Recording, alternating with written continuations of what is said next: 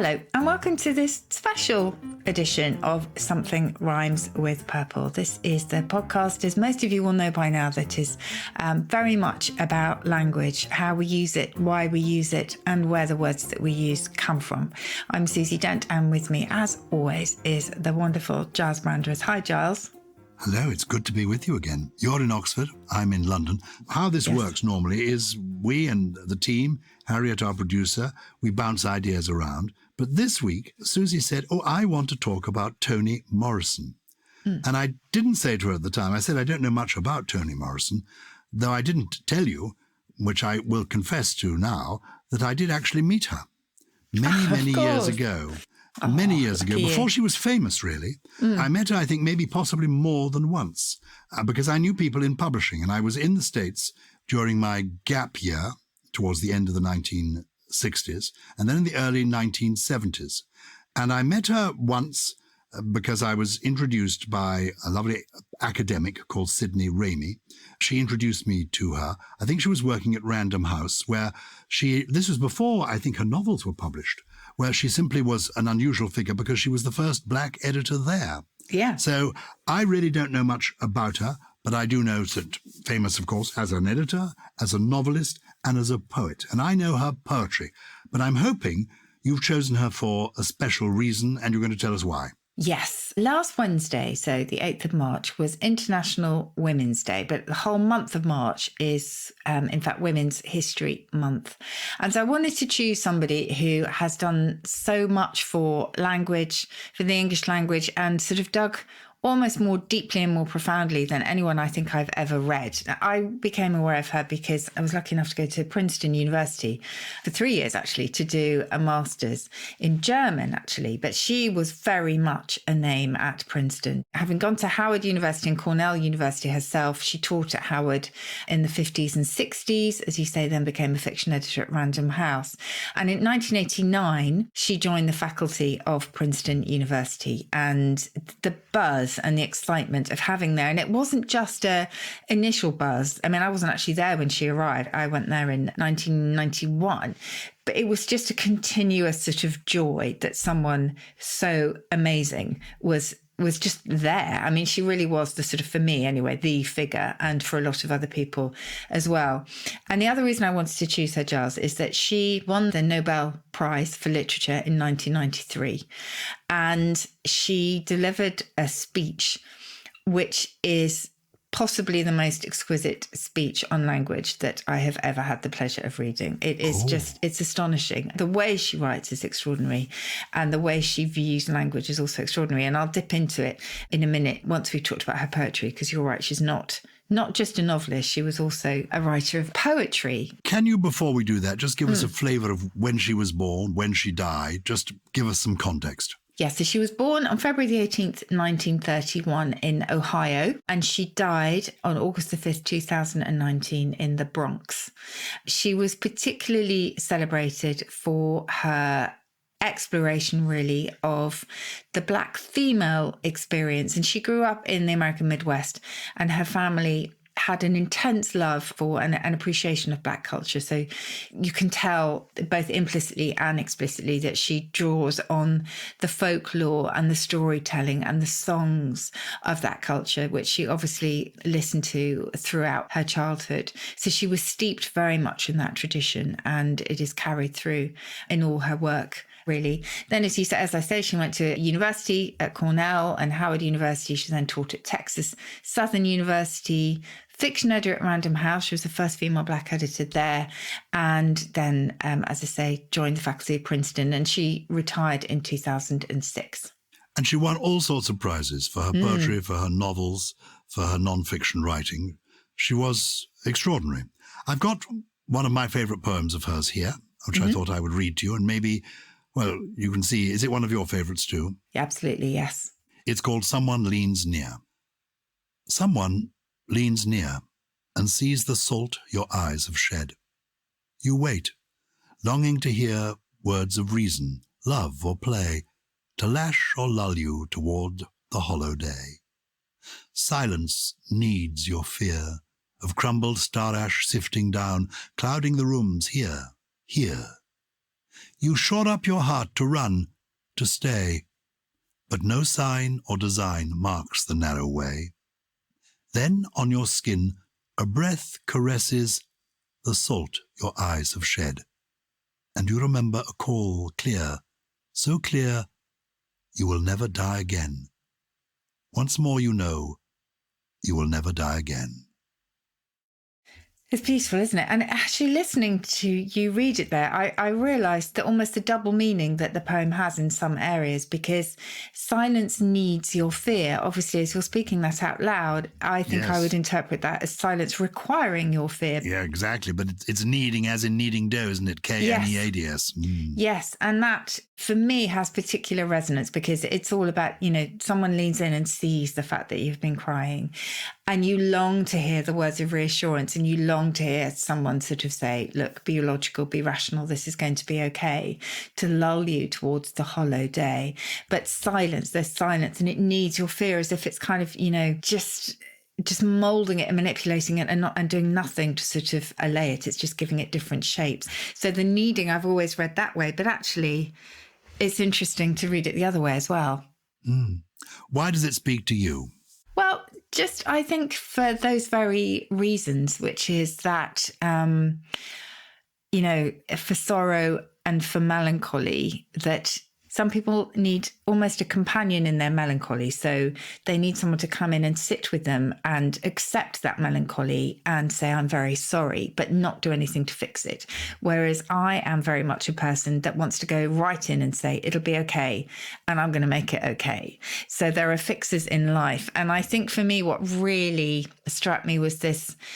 You wait longing to hear the words of reason, love, or play. You long to hear. For me, that's how it speaks to me, is that fixing voice. But there's silence and it needs your fear. It's almost sort of, as I say, manipulating or just working through your fear. And then, you don't know whether to run or to stay. And then a breath caresses the salt your eyes have shed. And you remember a call saying you will never die again. And that can be just interpreted in so many different ways, either reassurance or, it's interesting as well, that wouldn't come across from reading it out, but you will never die again is in quote marks. So obviously someone is saying that or has said that to you, you will never die again, which you can interpret as it'll never be this bad again. Or how would you interpret that line? Well, I think the poem repays very close study. I think it is, the idea at the end of it is reassurance. Yeah. You will never die again. Once more, because you've been told this before, you will never die again. But of course, you do die again. I mean, that for me is the clever bit. You remember a call so clear, you will never die again. Once more, you will never die again. And yet it will repeat itself. I mean, in some ways, all human life is here. Absolutely, because we are all ultimately totally alone. I think that's what it sort of underscores. And yet we are longing for, as I say, either that companion in sadness or for someone to come along and make that sadness better. And what we call this wonderful phrase of crumbled star ash sifting down, when you evoke in language Morrison. Something like that, what is that called? Yeah. Is that a metaphor or what is it? It's not quite a metaphor. It's actually seeing it. She's seeing it in her eye, isn't she? Yeah, it is a metaphor, but it's also, I think, in a way, it's a form of something called pathetic fallacy, which is when nature and your surroundings seem to empathise with your emotional state. So nature is exhibiting the same response as you are. So the star ash is crumbling and falling down just as your life seems to be crumbling with it in sorrow. So I think at a push, I would call that pathetic fallacy. Very good. Yeah. This is, as it were, your dreams, what you were hoping for. That's now the star has turned to ash and it's floating over you as though, well, it is literally ash that you're there, clouding the room. The clouding the room's here. Oh, it's powerful stuff. It is. And there's no one showing you the way. No sign or design marks the narrow way. Yeah, in fact, it's narrow as well. But the good news is someone leans near, though in fact, they give you the consolation you want? Because at the end, you say that on your skin a breath caresses the salt your eyes have shed, and you remember a call clear, so clear, you will never die again. And so that's recollected from the past. And then again, you will never die again, so long as there are other people. People need people. Wow. Well, gorgeous, isn't it? I think it can be interpreted in a myriad ways. I'm sure that anyone listening will have, it maybe have struck them in a completely different way with a very different narrative, but that ultimately is the beauty of poetry. But can I read you, before we go to the break, and I know I want to talk about her novels, but can I just read you some of what she wrote in that amazing Nobel speech about Please. language, really? So essentially, she describes the importance of language in our lives, and it's a fable, essentially, about a blind woman who is visited by a group of young people who almost tauntingly say to her, "We have a bird in our hand. Tell us, is it alive or dead?" And it is all her contemplations on the life of language, the uses of language, whether it can fly, whether it's absolutely perfect, whether it can elucidate or cloud. I mean, a touch of Orwell there, whether it can oppress and liberate, whether it can honor people or whether it can actually undermine them. And it's all about the human experience and how we have this amazing tool available to us that can make any expression of it so magical, but also so dangerous, really. And she quotes Abraham Lincoln in it and his Gettysburg Address as an example. "The world will little note nor long remember what we say here, but it can never forget what they did hear." And what Morrison explains is that trying to sum up the pain felt from the Civil War is just impossible.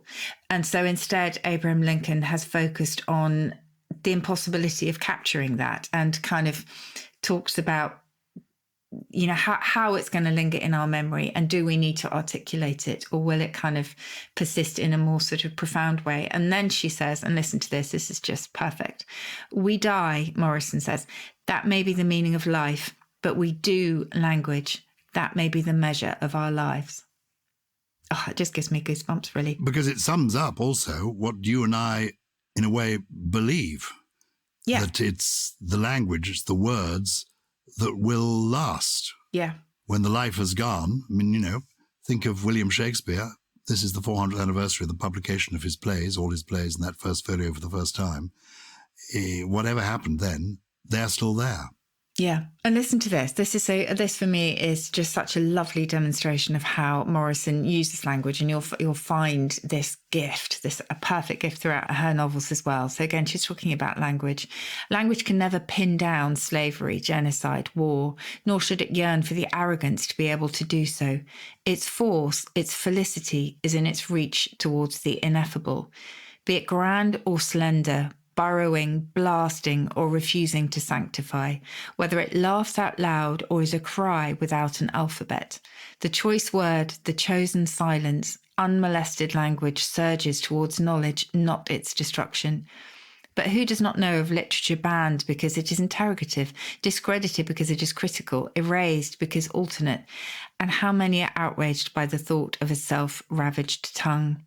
Word work is sublime because it is generative. It makes meaning that secures our difference, our human difference, the way in which we are like no other life. Oh, and so it goes on. Honestly, it is so worth reading the whole fable. And it's almost like a riddle that this woman is presented with. And she gives a really oblique answer back and then sort of unpacks it. It's honestly brilliant. And where would we find that? So I think you can find it on the Nobel Prize website, but actually if you just look up Toni Morrison Nobel speech on language, you'll find it. And it's worth reading the entire thing. And it's just absolutely gorgeous. Today, we're talking about Toni Morrison.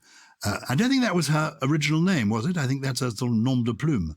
I think her real name was Chloe Anthony Wofford. When she was 12, Chloe joined the Roman Catholic Church, and she took as her baptismal name Anthony. People did this. It would take even if you were a girl, you would take a male saint's name. So you could be called, St. Michael, St. Martin, St. Anthony.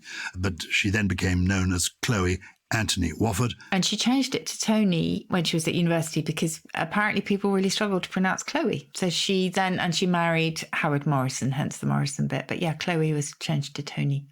Yeah. Yes. When I met her, the reason I met her was because I was being looked after during my gap year, and then when I went back and stayed with the same family, by really wonderful American academics That's how I was lucky enough to meet her. Not that I knew she was anybody of significance, because she at that stage hadn't made her reputation. But she was noted then because it was so unusual to find a black editor at a leading publishing house. And actually what was brilliant about Morrison as well is that she was totally unapologetic about her choice of subject. And she said very clearly, I'm writing for black people, in the same way that Tolstoy was not writing for me, a 14-year-old coloured girl from Lorain, Ohio. I don't have to apologise or consider myself limited because I don't write about white people, which is not absolutely true. She said, there are lots of white people in my books, but the point is not having the white critic sit on your shoulder and approve it. That is very interesting. I mean, her poetry to me is universal. Her poetry, like the one we've just read, rings true to everybody, whatever your background, colour or story. But her first book, The Bluest Eye, it's a novel that is very much part of her childhood, isn't it? What is the essence of the story? Yeah, it's all about wanting to fit in, and I think as a black woman feeling like you don't. And she said in a foreword to it that she wanted to focus on how something as grotesque as the demonization of an entire race could take root inside the most delicate member of society, a child, the most vulnerable member, a female. And it's all about a black girl who longs to have blue eyes and is obsessed by white standards of beauty. And I remember when I was looking at the vocabulary of beauty and cosmetics, particularly in the middle of the 20th century, and there were so many products on sale for skin whitening as well, you know, part of that same sort of desire to look a certain way because you didn't want to look the way that you looked. And of course, that's so central to adolescence in so many different ways, but particularly as a teenage, you know, black girl, really. So it takes place in the 1940s, this novel, in Ohio. And yes, as I say, it's about a young African-American woman who's marginalised anyway by her community and her larger society and who so desperately wants to fit in. Is it written in what we would now call black English? I mean, is the vocabulary of it different from that of a white writer writing at the same time? Yes, this characterisation through language was so important to Toni Morrison and is so much part of the fabric of the novel, if you say. So yes, if you like, it definitely is. There's sort of whole grammatical elements that are very, very, you know, special to African-American vernacular English or black English. Does that make it difficult to read? Can you give me an example? I mean, does it make it less accessible if you don't have that experience yourself?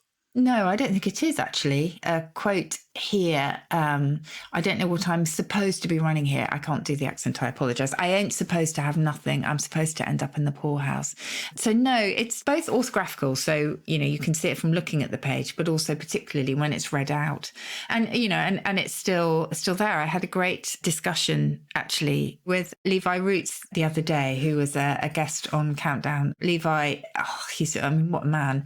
He produced Reggae Sauce. He's perhaps most famous for that, but he does huge amounts of prison work and various charities. Anyway, he loves and savours and just wallows in this brilliant form of English. And so we have great discussions about it. But yeah, Toni Morrison, it's just a beautiful exploration really of that form of language, and also again very unapologetic. It's just, as I say, a really vital way to understand the characters in his novels. So yeah, I would definitely recommend that. And it's interesting, blue is interesting in this context, because blue in English has had so many different meanings. You think of a clear blue sky, a cerulean sky, and that's just the best sky that you can get. But then you have feeling blue, you have the blues music, which is all about sorrow and melancholy and depression. If you remember, that came from the blue devils that were thought to beset the demons that were supposed to come about and beset alcoholics when they were trying to give up alcohol. So just the choice of blue. Obviously, this is all about blue eyes, but just all the various interpretations of that colour and what it means, I think is quite interesting too. Well, you're sending me to my bookshelf to actually take down the copy of this book I've had for, 40 years and haven't read, but I'm going to read it now, The Bluest Eye, 1970. And I think on my shelves I've also got another book by her called Paradise and one called Love. I've not read any of these. I've only read the poetry. So I must now try to read the novels. You must. Can I just give you a quote from the final page of The Bluest Eye? Please. Which lovely Naya, actually, who's helped us with, just knows Toni Morrison inside out, and she's helped us select some here. And this is just a truth. Love is never any better than the lover. Wicked people love wickedly. Violent people love violently. Weak people love weakly. Stupid people love stupidly. But the love of a free man is never safe. There is no gift for the beloved. The lover alone possesses his gift of love. The loved one is shorn, neutralized, frozen in the glare of the lover's inward eye.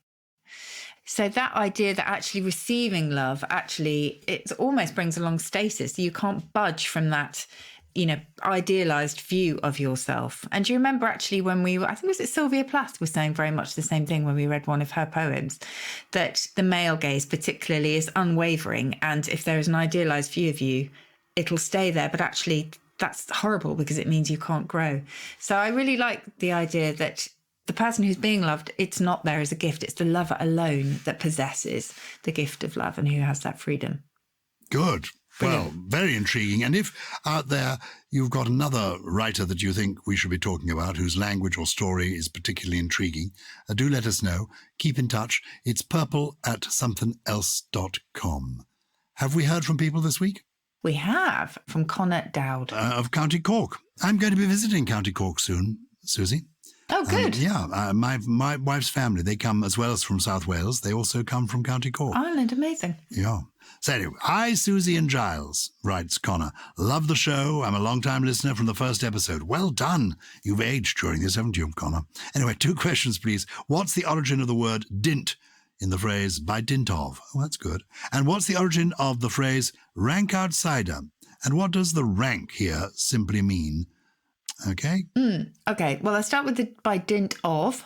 Yeah. So actually, pretty violent origins, this. And actually, I think if you go back far enough, then dint and dent are probably related. So a dint was a stroke or a blow with a weapon. If you remember, the word thrill actually meant to pierce somebody with a sword. Mm-hmm. So a dint was a blow or a stroke from that same sword. And so by dint of meant by force of, given that these strokes or blows were often quite violent. So by dint of sword was a way of, he died by dint of sword. He died by the force of his sword. So that's that one. And the origin of the phrase rank outsider, the rank there, or rank actually has got cognates, as we call it, in linguistic terms, so relatives in lots of different languages. So in German, it's Rang, and it's also related to ring for us. And it's been around since medieval times in the sense of hierarchy. So the rank and file of an organization are the ordinary members of an organization as distinct from the leaders. And it looks back to the rows and the columns of soldiers in military formation, drawn up in rank and file. So the ranks are the rows and the files are the columns. We talk about breaking ranks, don't we, etc. But rank as an adjective, which you will find here in rank outsider, that's a very different word, and that goes back to Old English. And actually, it began as something very positive. So it meant fully grown, but also sort of luxuriant and growing in abundance. But that idea of abundance came to mean sort of excess, and particularly disagreeable, unpleasant excess. So a rank smell is a horrible one. Rank grass grows too thickly. And a rank outsider has got a sort of slight dismissal about it. They're such an outsider that there's no way they're going to win, for example, if it's in a race. So very different to the rank of, that you might find in soldiers and military contexts. Very good. I hope that answers the question, Connor. No kith or kin. I live in upstate New York and I love your show. That's very nice. It says N. Colburn. I watched an old pirate movie recently and heard the pirate say he had no kith or kin. I know kin is family, but what does the kith refer to? Oh, good question. Isn't it funny? Words like that, like I can never bring myself to talk about the pith of an orange because it just sounds so ridiculous. It sounds like you're trying to say something else, but can't quite get it out. And kith is the same. It's such an unusual sound, isn't it, for us? Because immediately it sounds like it should be double S. Do you think, or is that just me? No, I'm with you totally. Pith, kith. Anyway, it's a funny movement that you make with your tongue. But we have to go back to Germanic for this one. And it's actually kith is related to couth. And couth, nowadays used to mean polite and courteous. And if you're uncouth, you're the opposite. That actually meant also knowledge, really. And that was the original sense of kith as well. It was knowledge. It was something innate. And so it also could apply to your native land, something that you were indigenous to. And of course, in your native land, you have your friends and your neighbours. And the phrase kith and kin were your country and your relatives. So the kin were the relatives and the kith was your native land. But then later the two sort of merged. So your kith and kin are one and the same, your friends and your relatives, I suppose. But kin there is also behind king as well, weirdly, because the first kings were the chiefs of Anglo-Saxon tribes, the invading Angles and the invading Saxons, and they were the heads of those small tribes. So kin gave us quite a lot. But yeah, kith is a linguistic fossil. It doesn't exist in any other way other than in that phrase kith and kin. Speaking of linguistic fossils, you do keep a collection almost of fossils. These are lovely words that you feel have lost their currency and that you'd like to revive. What is in your trio of interesting words for today? Okay, so I like this one from the 17th century. You're right, is a fossil, this one. You'll find it in the OED, a gutling. A gutling. And gut is at the heart of this, and it means a great eater or a glutton. So from 1632, there's a sermon that says the poets made themselves bitterly merry with descanting upon the fat paunches of these lazy gutlings. So never complimentary, that one. Also from the OED, it sounds so modern, this one. I can't remember if I've had this before, actually, Gyles, but it's from 1704, the first record, an anythingarian. And an anythingarian is somebody who is pretty indifferent to everything and just doesn't really subscribe to any particular belief. They're just anything goes, an anythingarian. I like that. Anythingarian. Clever. Yes. And finally, for anyone who thinks that unliking is very much an aspect of social media and together with unfriending, you might be interested to know that it actually goes back to 1761 at the very least. And the memoirs of someone called Miss Sidney Biddulph. My heart is not in a disposition to love. I cannot compel it to like and unlike and like anew at pleasure. So unliking, to give up liking someone, is just quite a useful word. Very good. An excellent trio. Thank you. And I think I've got an interesting poem to share with you this week. Okay. Inspired by your suggesting that we talk about Toni Morrison, I've uncovered, and the poem that we read, Someone Leans Near, I have looked up a poem that I remember reading last year and being very affected by. It's called Beside Tragedy. It's by Grace Nichols, who was born and educated in Guyana. She moved to Britain in the 1970s and has written children's books, novels, poetry. She won the Commonwealth Poetry Prize. I think she's a wonderful writer. All her work, I think, is published by Virago, though this poem I'm going to read to you now comes from Blood Axe Books, and the collection is entitled Picasso, I Want My Face Back. And it was you mentioning being a victim of the male gaze that made me think, yes, I think Grace Nichols understands all this. And the tears that occurred in the Toni Morrison poem, well, they have, you'll see, this poem, I think, echoes that poem in a different way. Beside tragedy, she is always damned, so seemingly carefree to the woes of the world, so seemingly enamoured of her own God-given laughter, but who sees her waxing tears in the night's deep calm? Or knows that she too rides out the dark storm?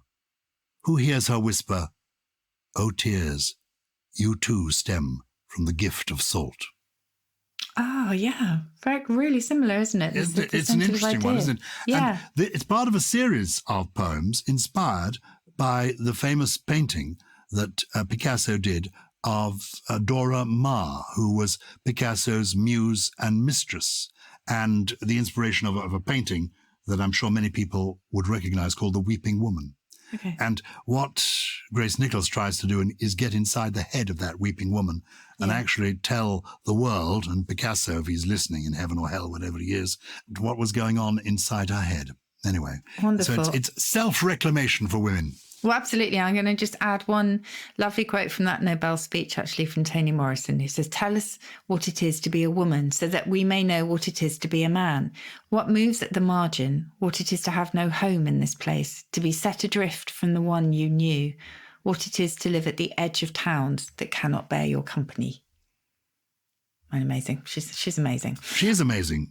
Yeah. Thank you so much for sharing her amazingness with us, if that's the word, and for listening to us today. A special show, as I say, to celebrate women's history. We're raising a glass to you purple people. Thanks for listening. If you want to get in touch with us, it's purple@somethingelse.com, and that's something without a G. It is indeed. Something Rhymes with Purple is a Something Else and Sony Music Entertainment production. It was produced by Harriet Wells with additional production from Chris Skinner, Ollie Wilson, Naya Dio, Jen Mystery, Jay Beale, and... I think he's disappeared down one. Gully.